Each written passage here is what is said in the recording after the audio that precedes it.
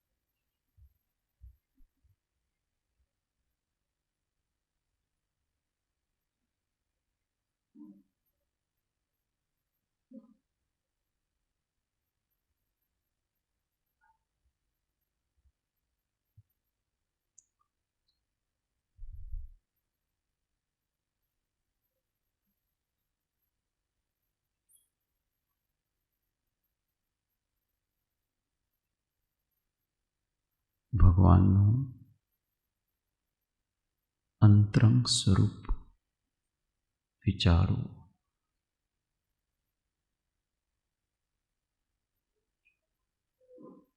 ભગવાનની વીત રાખતા.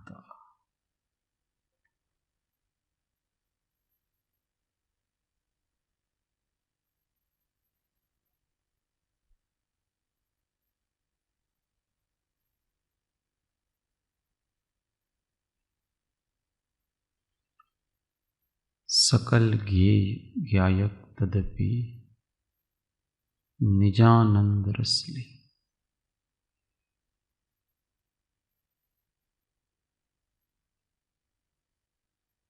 બધા વિશ્વના પદાર્થોને જાણવા છતાં તત્સંબંધી કોઈ વિકલ્પ નથી. વિકલ્પ રહિત પરમ શાંત દશા.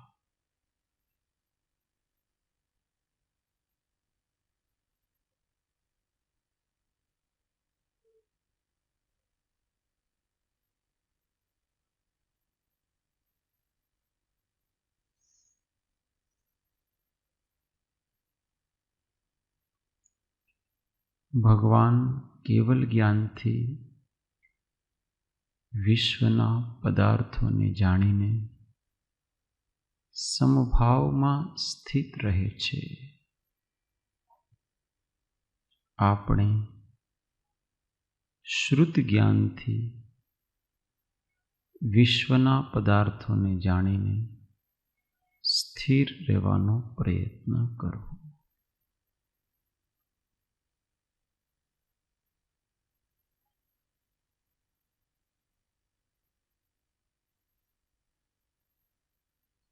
આ હું છું, આ પર છે.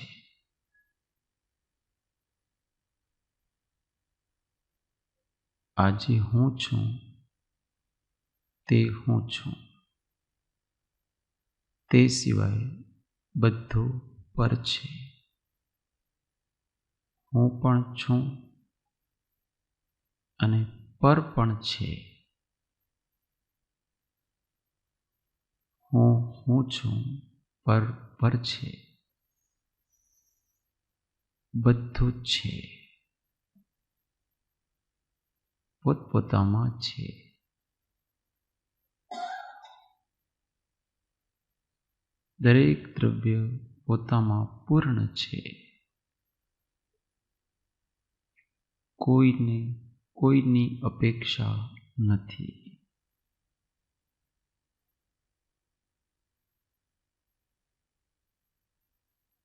પોતાની જાતમાં સંપૂર્ણતાનો અહેસાસ કરવાનો પ્રયત્ન કરો. આ ક્ષણે હું સંપૂર્ણ છું.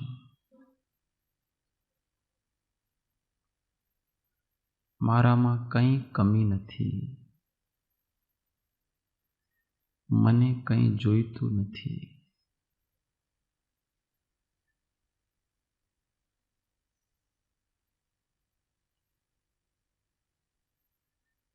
પગથી લઈને માથા સુધી સર્વાંગમાં હું જ્ઞાનરૂપથી ભરેલો છું, ઠોસ છું. જ્ઞાન અને આનંદથી ઘનીભૂત એવો શાંતિનો પિંડ.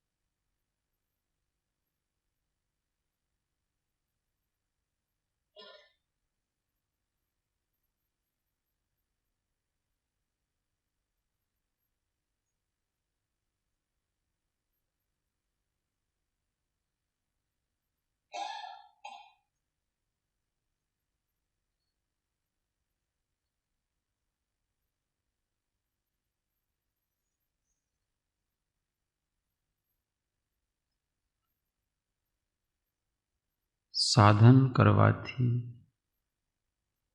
જે શાંતિ ઉપજે છે એ શાંતિને પકડીને તે જ શાંતિને ઘનીભૂત કરવાનો પ્રયત્ન અને નિર્વિકલ્પ પરમ શાંતિ તરફ જવાનો પ્રયત્ન.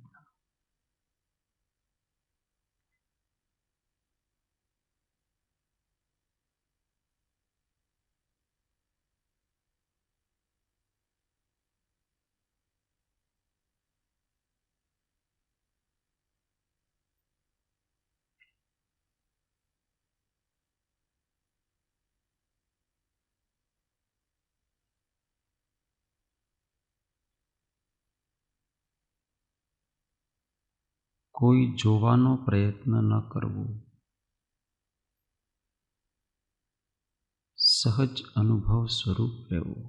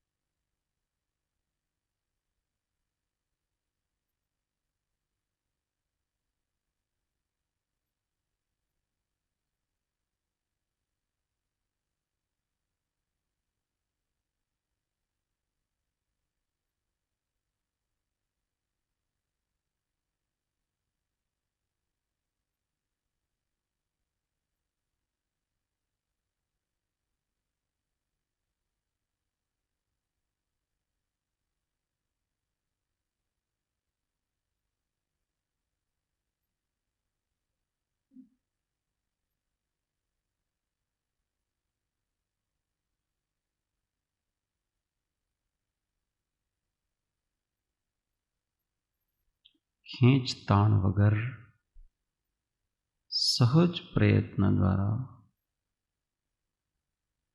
સહજ સ્વરૂપને અનુભવ કરવાનો પ્રયત્ન.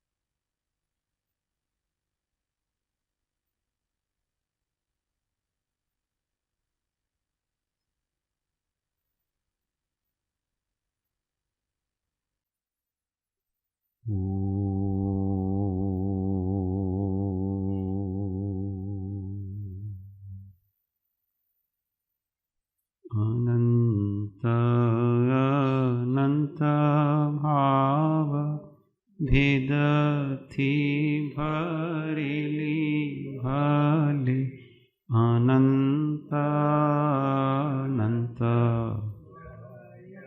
નિક્ષેપે વ્યાખ્યાની છે.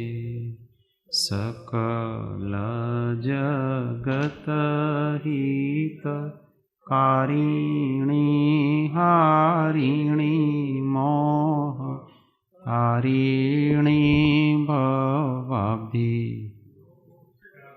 ચારિણી પ્રમાણી છે.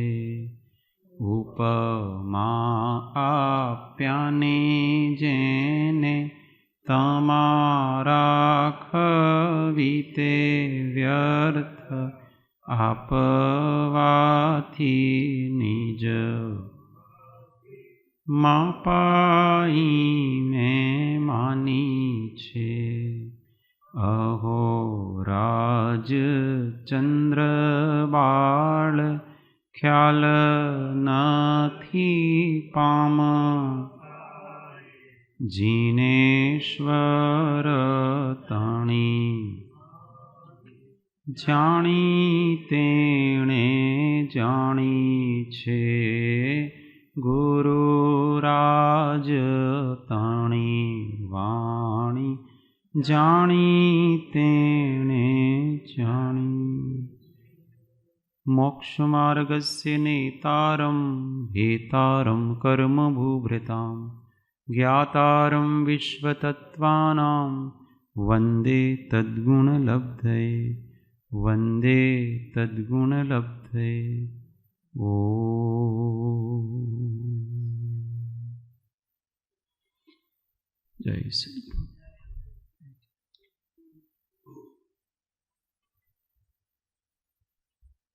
स्वाध्याय में श्री तत्वार्थ प्रबोधिनी अध्याय 1 सूत्र पहला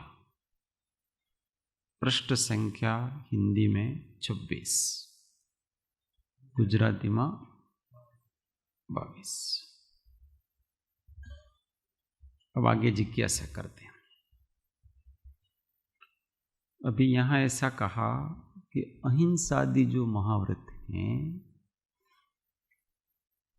वो महाव्रत हैं, वो केवल बंध के कारण हैं ऐसा ही नहीं है. वो भी चारित्र मोहनी के क्षयोपशम से उत्पन्न होते हैं इसलिए वो भी संवर निर्जरा के कारण है, ऐसा कहा। परंतु वो परमार्थ, उसका स्वरूप अलग है, वो भी बताया आगे। अब यहां और प्रश्न पूछते हैं कि शुभ भाव बंध के कारण है या नहीं, ये पहला प्रश्न। अहिंसादि परिणाम शुभ भाव है या नहीं, ये दूसरा प्रश्न। यदि शुभ भाव हैं तो छठे गुणस्थान के अहिंसादि परिणामों को चारित्र नाम कैसे दे सकते हैं? क्योंकि चारित्र तो मुक्ति का कारण है और ये भाव तो बंधन कराने वाले हैं। अभी प्रश्न समझ में आ गया? पहला प्रश्न ये कि शुभ भाव है वो बंध के कारण है कि नहीं? बोलो, आप बताओ। शुभ भाव बंध का ही कारण है। अब अहिंसादि परिणाम शुभ भाव है या नहीं? हाँ,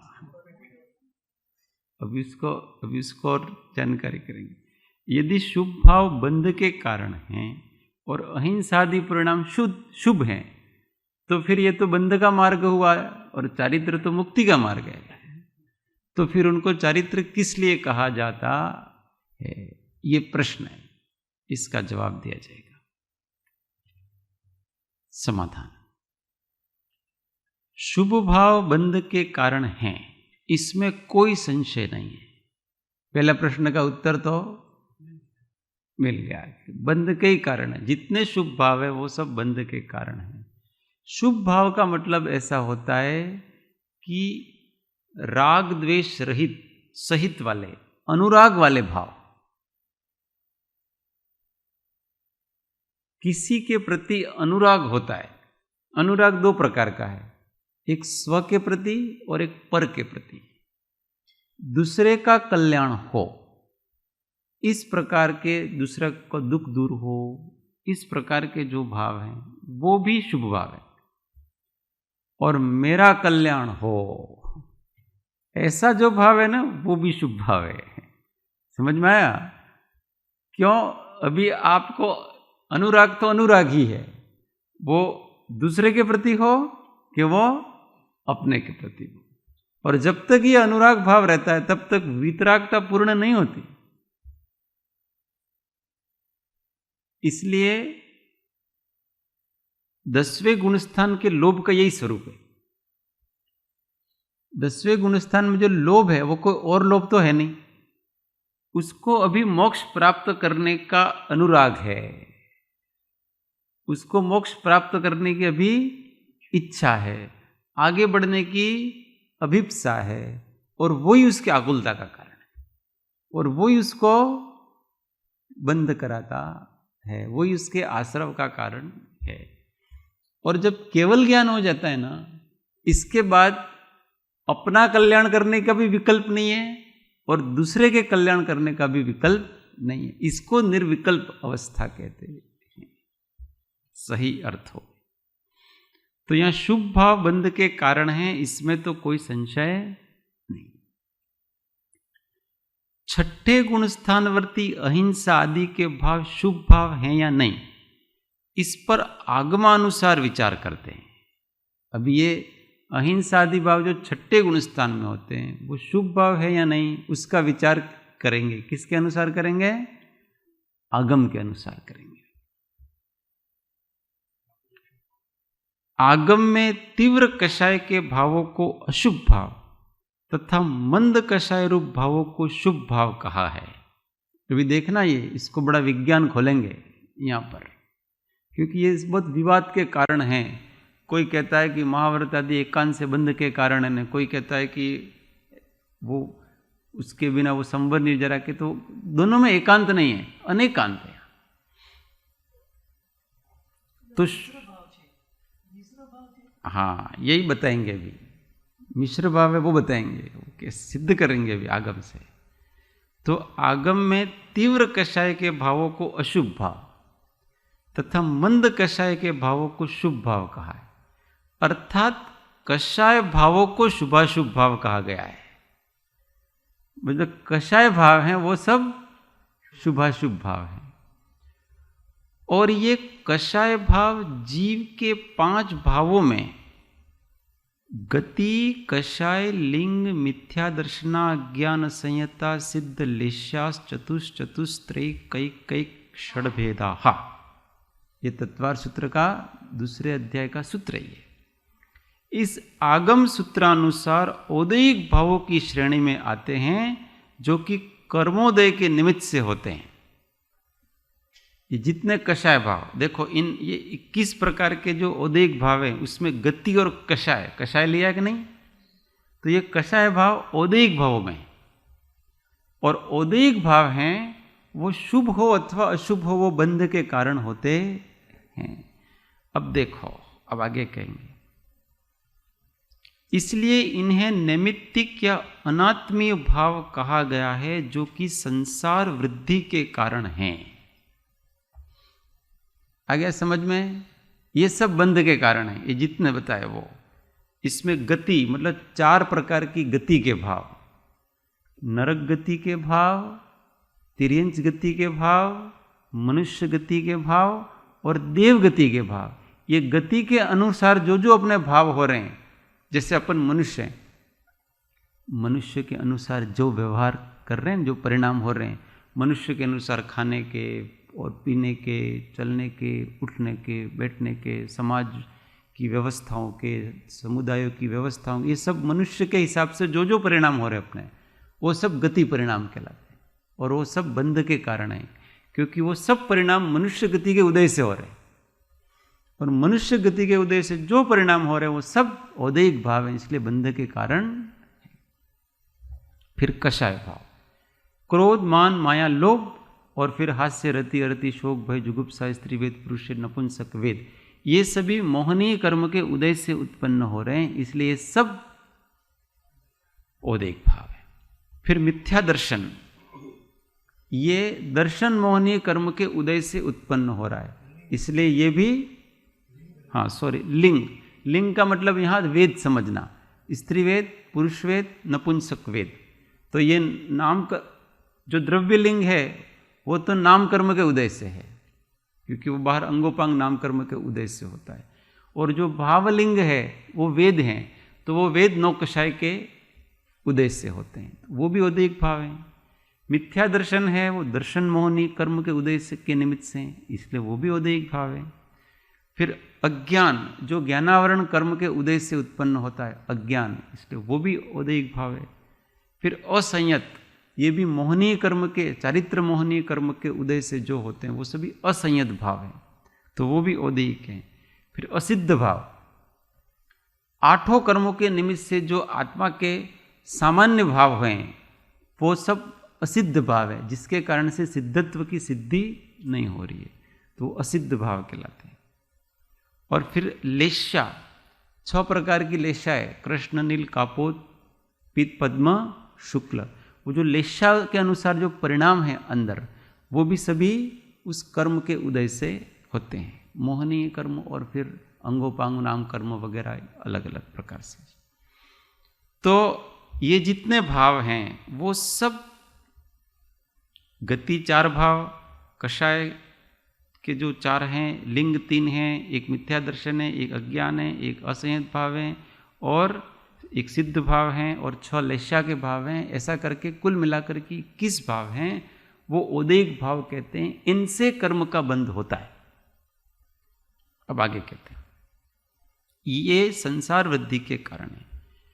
6ठे गुण स्थान में जो अहिंसा आदि के परिणाम होते हैं उन्हें अब देखना, जो 6ठे गुण स्थान में अहिंसा आदि के परिणाम होते हैं उसको किस में लिया है, तो उन्हें ज्ञानाज्ञान दर्शन लब्ध्य चतुस्त्रीस पंच भेदाः सम्यक्त्व चारित्र संयमाश्च, इस आगम सूत्रानुसार क्षायोपशमिक भावों में गिना गया है, जो कि कर्मोदय जनित कषाय भाव न होकर कर्मों के क्षयोपशम जनित आत्मा के विशुद्ध परिणाम है।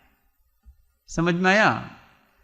ये जो संयम, अब ये जो महाव्रत आदि के भाव हैं वो किस में आएंगे इसमें? देखो, पहले क्षयोपशमिक भाव कितने वो देखो। पहले तो ज्ञान, तो कितने प्रकार के ज्ञान है? चतुष्ट, 4 प्रकार के ज्ञान। कौन कौन से? मति ज्ञान, शुद्ध ज्ञान, अवधि ज्ञान और मनःपरे ज्ञान। केवल ज्ञान नहीं, ये 4 प्रकार के ज्ञान हैं, वो क्षयोपशमिक भाव है। क्यों? ज्ञानावरण कर्म के क्षयोपशम से उत्पन्न होते हैं। फिर अज्ञान, 3 प्रकार के अज्ञान। कौन कौन से? कुमति, कुश्रुत और कुअवधि, विभंगावधि इसको कहते हैं। तो वो भी क्षयोपशमिक भाव हैं। कौन से कर्म के क्षयोपशम से उत्पन्न होते हैं? दर्शनावणी नहीं, ज्ञानावरण के क्षयोपशम से ही उत्पन्न होते हैं वो भी। पर मिथ्यात्व सहित जीव के ज्ञानावरण के क्षयोपशम से ये जो मति ज्ञान आदि प्रकट होते हैं, उनको कुमति, कुश्रुत इस प्रकार से कहा गया। पर वो भी क्षयोपशमिक भाव है, औदैहिक भाव नहीं है। ये कर्मबंध के कारण नहीं है, कुमति आदि कर्मबंध के कारण नहीं है। ज्ञान कभी कर्मबंध का कारण होता नहीं है, चाहे वो कुमति हो गए सुमति हो। फिर दर्शन, वो भी स्त्री, मतलब 3 दर्शन है। कौन कौन से? चक्षु दर्शन, अचक्षु दर्शन और अवधि दर्शन। ये तीनों क्षयोपशमिक भाव हैं।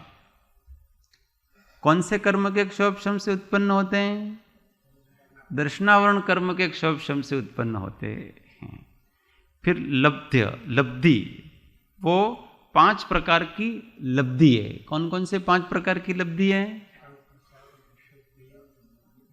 हाँ, इसमें ये नहीं, ये अंतराय कर्म के क्षयोपशम से 5 प्रकार की लब्धियां उत्पन्न होती है।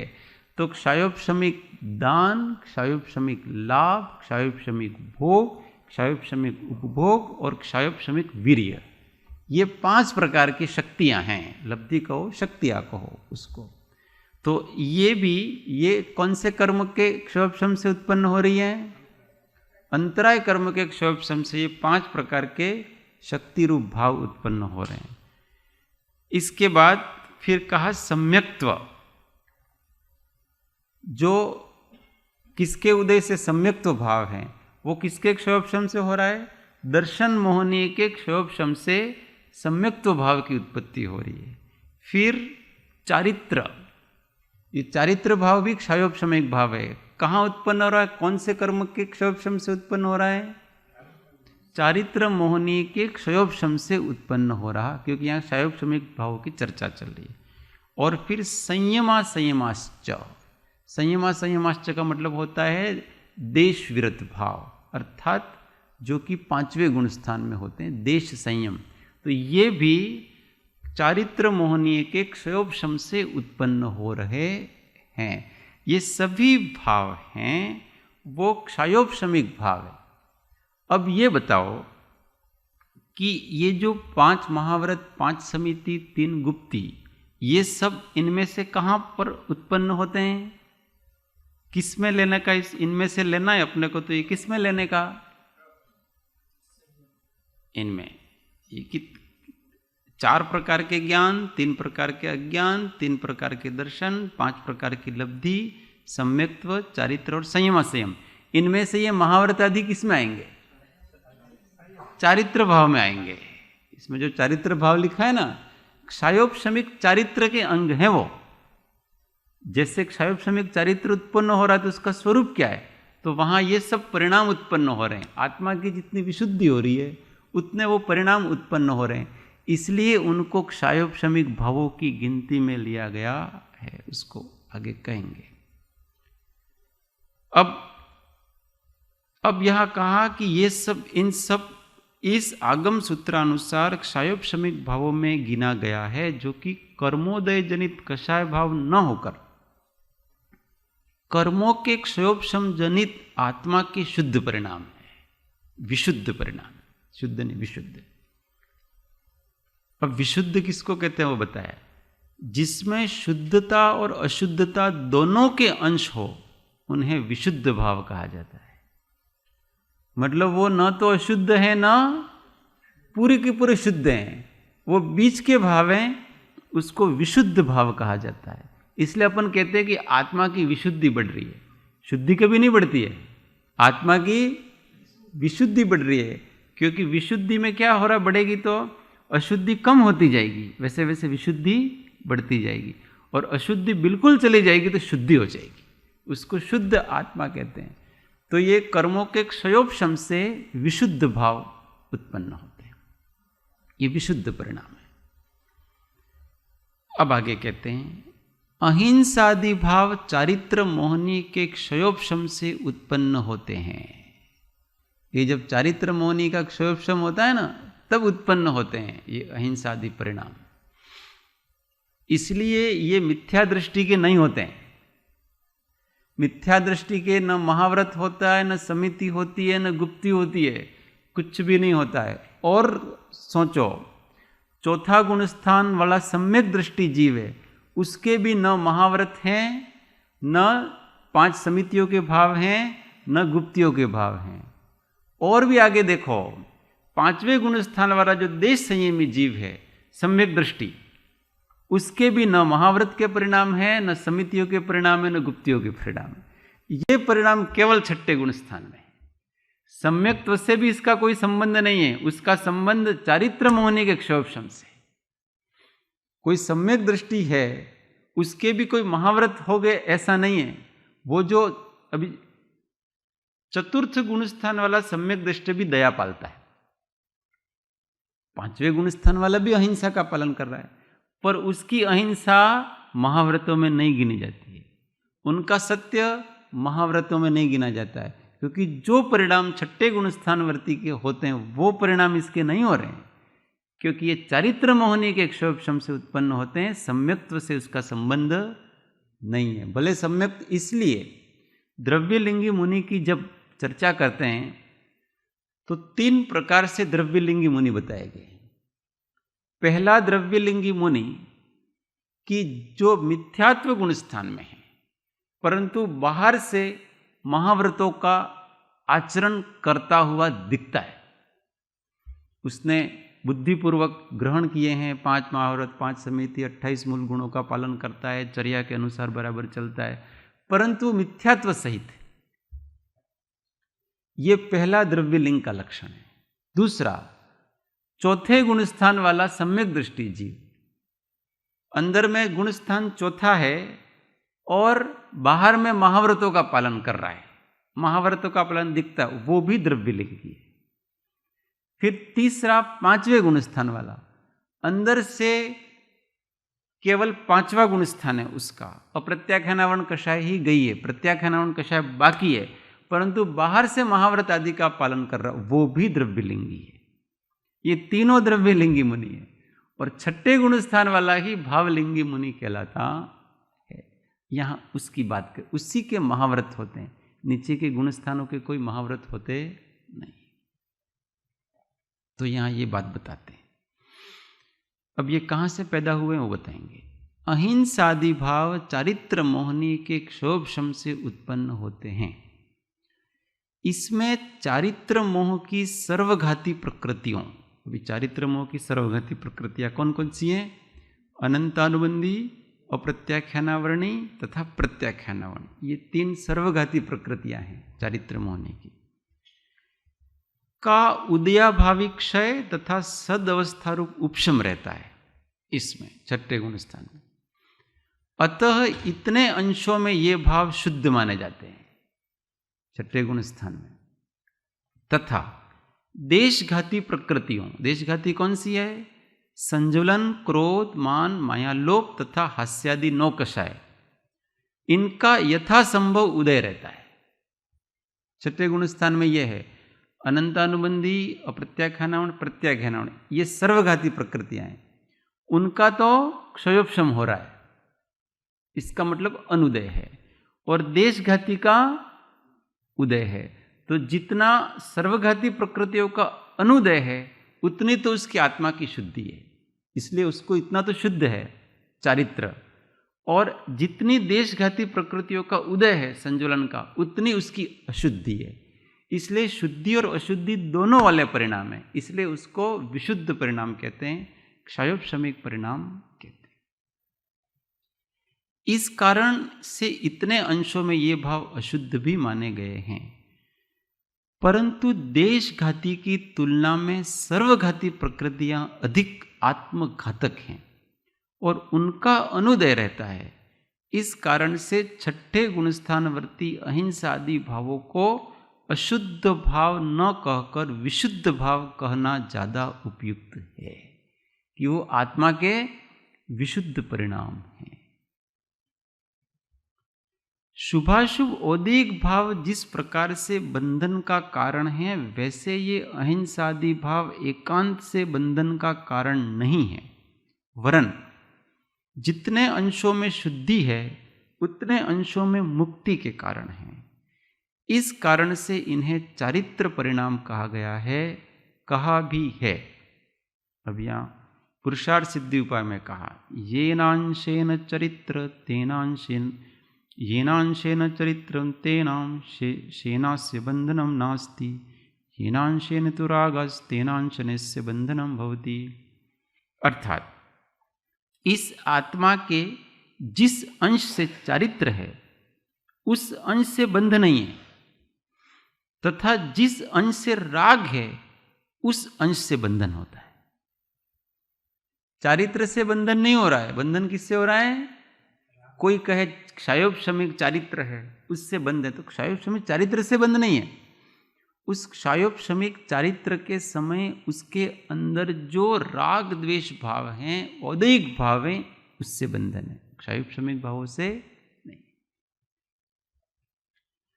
तत्वार सूत्र में ऐसे आता है, जहां पर आयु कर्मों का बंध के कारण बताएं आश्रव के, तो उसमें देवायु के आश्रव का एक कारण बताया सम्यक्त्वम च। सम्यक्त्व भी देवायु के बंध का आश्रव का कारण है। तो सम्यक दर्शन अगर कर्म बंध का कारण हो तो मुक्ति का कारण क्या होगा? सम्यक दर्शन बंध का कारण है कि मुक्ति का कारण है? नहीं, अभी आपके अंदर जो सम्यक्त्व भाव है, उस सम्यक्त्व भाव से बंधन हो रहा है कि मुक्ति हो रही? मुक्ति हो रही है। वो सर्वथा सम्यक दर्शन, सम्यक ज्ञान, सम्यक चारित्र कभी भी बंध का कारण नहीं हो सकते, और वो ही अगर बंध के कारण होंगे तो मुक्ति किससे होगी? मुक्ति के कारण ही बंध के कारण हुआ तो मुक्ति किसको मानोगे आप?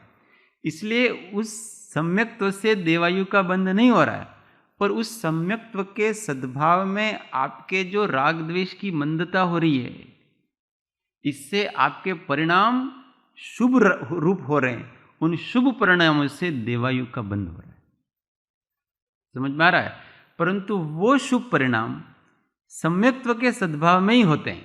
इसलिए कहा गया कि सम्यक्त्व के सद्भाव में जो शुभ परिणाम हैं वो हमेशा देवायु का आश्रव ही कराते हैं, अन्य का आश्रव कराते नहीं है। शुभ भाव है इसलिए औदिक ही। हाँ,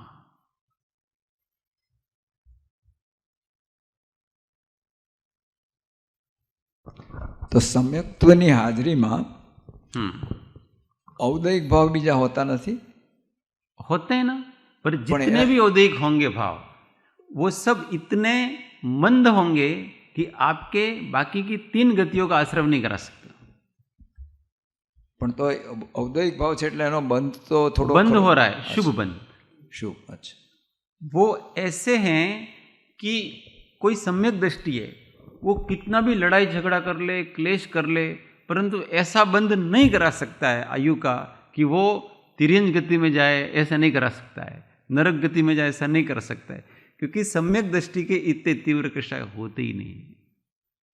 इसलिए हम वो किसी आयु का बंध करेगा तो वो देवायु का ही बंध करेगा, अन्य आयु का बंध नहीं कर सकता।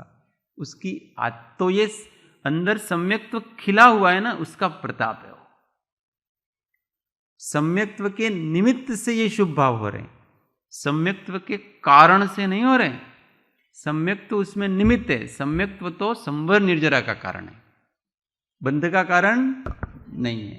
सम्यक्त्व के सद्भाव में उसके जो हो रहे हैं। ऐसे देखो, कभी अपन गुस्सा हो रहा है, ठीक है, और हम अपने गुरु के पास चले गए, तो गुरु ने क्या किया? कुछ नहीं किया। जैसे हम अपने गुरु के पास चले गए, हम शांत पड़ गए, तो वो गुरु की हाजिरी उसके शांत परिणाम निमित्त है, कारण नहीं है। वो जो शांत परिणाम होते हैं उसके उपादान से हो रहे हैं, ऐसा समझना। तो सम्यक्त्व निमित्त है शुभ भावों में, सम्यक्त्व तो संबंध निजर का कारण है। તો સમ્યક્ત્વના ધારક જીવો નિયમથી એક જ ગતિ એમનામ હોઈ શકે? हाँ, अगर पूर्व में उनके आयुबंध नहीं हुआ तो नियम से उनके देवगति होगी, देवायु भी होगी, ऐसा नियम है, नहीं जा सकता है दूसरी जगह। मन कषाय मतलब क्या है? जब अप्रत्याख्यान प्रत्याख्यान, उनको मन कषाय नहीं, तीव्र भाव और मन, तीव्र कषाय और मंद, ऐसा भी नहीं है। तीव्र और मंद देखो ये है क्या, जिसमें स्व और पर का ध्यान रखा जाता है, वो मंद कषाय है। और ऐसे परिणाम जिसमें स्व और पर का ध्यान नहीं रखा जाता है, जैसे आप विषय सेवन कर रहे हैं, तो विषय सेवन कर रहे हैं, आपको भूख लगी, भोजन कर रहे हैं, भोग कर रहे हैं, कोई भी कर रहे हैं, चल रहे हैं, कोई भी कर रहे हैं, तो आपके ऐसे परिणाम कि यार मैं भोग तो करूं पर दूसरे को कष्ट नहीं होना चाहिए, और मेरी आत्मा की जागृति भी नहीं जानी चाहिए, मेरे अंदर भी बहुत कषाय भाव उत्पन्न नहीं होने चाहिए और दूसरे को कष्ट भी नहीं होना चाहिए। इस प्रकार की सावधानी के भाव हैं, इसका नाम शुभ भाव है, इसका नाम मंद कषाय। उसमें पर उपकार की भावना होती है हमेशा। अब ये भाव मिथ्या दृष्टि के हो तो भी शुभ भाव है, ये भाव सम्यक दृष्टि के हो तो भी शुभ भाव है, ये भाव मुनि के हो तो भी शुभ भाव है, क्योंकि इसमें क्या है कि दूसरे का ध्यान रखा जा रहा है। ऐसे निर्ध्वंस परिणाम नहीं हो रहे हैं कि दूसरे को मरना हो तो मरो, अपने तो पेट भरना है, दूसरे का जो होना है वो हो, अपने को तो चलना है। तो ये क्या है? तीव्र कषाय। अपने भोग आदि के लिए अपन दूसरे का किंचित भी ध्यान नहीं रख रहे हैं, तो ये परिणाम तीव्र परिणाम कहलाते। आत्मा का भी ध्यान नहीं रखा जा रहा है, आत्मा जी रहा है कि मर रहा है कि बंध रहा है कि कुछ ध्यान नहीं रखा जा रहा है, और दूसरे का भी कुछ ध्यान नहीं रखा जाए, तुमको जीना हो तो जियो, मरना हो तो मर, मेरा काम होना चाहिए, बस मेरी इच्छा की पूर्ति हो जानी चाहिए, जिसका जो हो वो हो। ये तीव्र भाव है, इसको तीव्र कषाय कहा जाता है। એટલે મંદ કષાયમાં ત્રણ તત્વો એટલે કે દેવધર્મ ગુરુના પ્રત્યેનો સદભાવ, પ્રેમભાવ, સાથે પોતાનું પણ જાગૃતિપૂર્વકનો સદભાવ। इसलिए अभी जो लक्षण बताया ना, वो लक्षण लगाना। बहुत सौ के देव शास्त्र गुरु के प्रति बड़ी भक्ति होती है, पर जब विषय सेवन करेगा ना तो किसी का ध्यान नहीं रखेगा। यहां तो बड़ी भक्ति कर रहा है जोर जोर से, और वहां जब बात आई सावधानी रखने की तो दूसरे का कोई ख्याल नहीं रख रहा है। यहाँ मंदिर में 4-4 भक्तियां कर रहा है, 4-4 पूजा कर रहा है, वहां जाकर के लड़ाई कर रहा है पत्नी को, है मेरे लिए खाना तैयार है कि नहीं, रोटी भी गरम गरम क्यों नहीं है, ऐसा क्यों नहीं है। ये तीव्र कषाय है। क्यों? सामने वाला का ध्यान रखा जाए भाई, उसके मन का ध्यान रखा है। आप केवल अपनी इच्छा पूर्ति के लिए आप दूसरे को मारोगे, पीटोगे, अथवा दूसरे की हिंसा करोगे, दूसरों को पीड़ित करोगे। अपनी इच्छा पूर्ति के लिए दूसरे को पीड़ा पहुंचाने के जो भाव हैं वो सब अशुभ भाव हैं। और अपनी इच्छा पूर्ति ऐसे करना कि सामने वाले को भी किसी प्रकार का कोई कष्ट न हो और अपनी इच्छा की भी पूर्ति हो जाए, इसको शुभ भाव कहते हैं। अपने की भी कल्याण की भावना रहे और दूसरे की भी कल्याण की भावना रहे, इसको शुभ भाव मंद कषाय कहते हैं। ये मंद कषाय बहुत स्पष्ट हो रहा है। इसमें देश संयम को भी क्षमिक भाव में बताया है, तो वहाँ पर भी विशुद्धि जो जीव की है जिसके कारण बंद नहीं हो पा रहा है। और ये जो संयम वाला जो भाव है क्षमिक भाव, उसमें वो प्रत्याख्यान किया है, इसलिए उनकी विशुद्धि ज्यादा है, इसलिए प्रत्याख्यान हाँ, वर्णीय का हाँ, उदय भी मतलब नहीं है। निरंतर प्रत्याख्यान हुआ है क्योंकि वो कषाय गई ने प्रत्याख्यानावरणीय, इसलिए निरंतर वो परिणाम व्रत ही रहे उसके। प्रत्याख्यानावरण कषाय चलेगी तो ऑटोमेटिक प्रत्याख्यान तो हो ही गया उसका, और वो निरंतर है, निरंतर है, इसलिए ऐसे परिणाम ही नहीं होते हैं उस जीव को कि दूसरे को कोई भी कष्ट हो।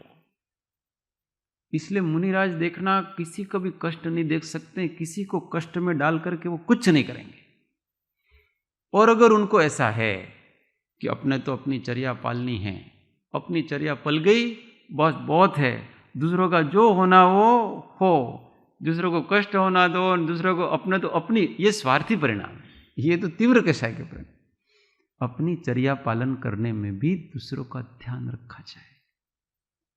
मुझे खाना है, इसका मतलब मेरा निरंतराय आहार होना चाहिए, तो इसका मतलब ये नहीं कि आप दूसरों को इतना पीड़ित करोगे।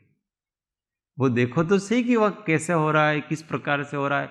और मुनिराज को पता पड़ गया कि ये जो आहार आदि बना रहे हैं वगैरह, वो इतनी कषाय हो रही है उसके अंदर, इतना अधिक वो लोग परेशान हो रहे, तो उनके अंतराय हो जाता है। वो नहीं करेंगे आहार ही नहीं, क्योंकि उसमें कितने जीवों को कष्ट हो रहा है। आप बड़े प्रेम से और आप बड़े सादगी से, और आपको किसी प्रकार का कष्ट न हो, इस प्रकार से अगर आप करते हैं तो हम आपका आहार करते हैं, नहीं तो हमको आपको दुखी करने का कोई प्रयोजन नहीं।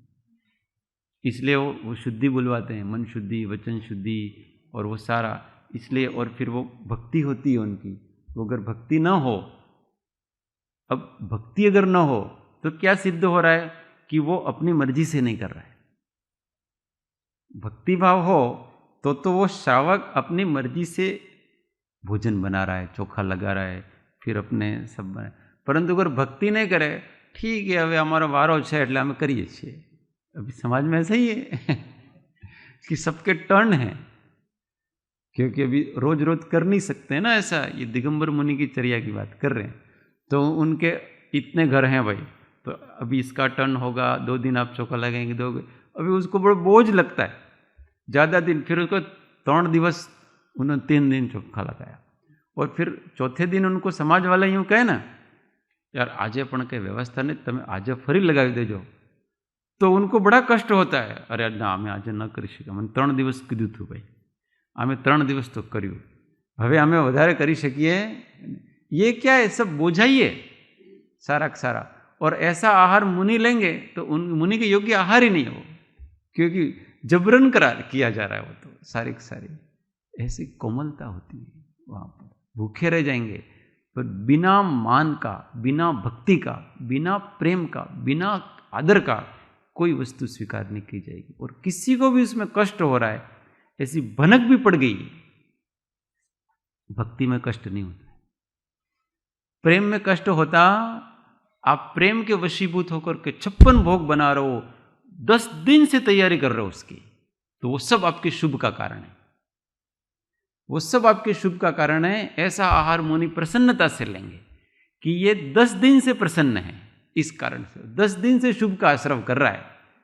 मेरे घर में मुनिराज का आहार होगा, मेरे को ऐसे ऐसे बनाना है, मैं ये खिलाऊं वो खिलाऊं, कितने भाव होते हैं उसके।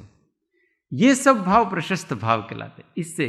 परंतु हवे अपने वारो आवी गयो भाई, ऐसा हो ऐसा है, इसका मतलब समझना है कि वो आहार विषाक्त है, मुनि के योग्य नहीं है। ये सब परिणाम काम करते।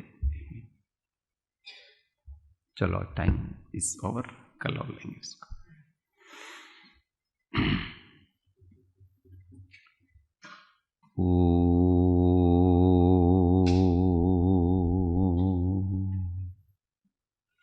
जावाणी के ज्ञान से सूझे लो कालो, सोवाणी मस्तक नमो सदा दे थोंदो।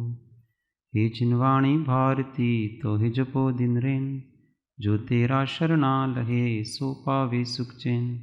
देव भजो अरिहंत को गुरु से वो निर्ग्रंथ, दया धर्म पालूं सदा यही मोक्ष का पंथ।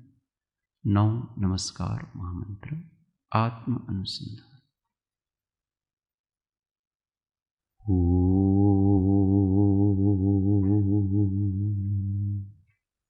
शांति शांति शांति। जय सद्गुरु।